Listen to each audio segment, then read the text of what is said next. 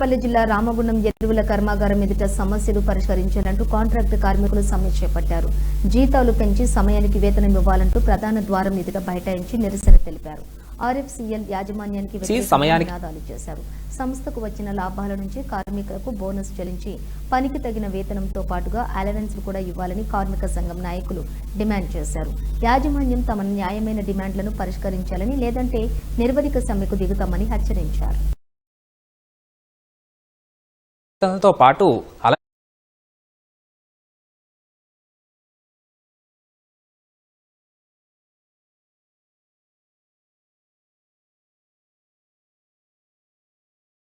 కార్మికుల శ్రమతోటి 510 కోట్ల రూపాయల లాభాలు సంపాదించినప్పటికీ చర్చల పేరు మీద కాలయాపన చేస్తూ కార్మికులకు న్యాయమైనటువంటి డిమాండ్లు, వేతనాల పెరుగుదల, బోనస్, అలవెన్స్, ఇన్సెంటివ్లు ఇవ్వకుండా ఇవాళ రోడ్డు మీదకి ధర్నా కూర్చోబెట్టినటువంటిది పూర్తి యాజమాన్యం బాధ్యత వహించాలి.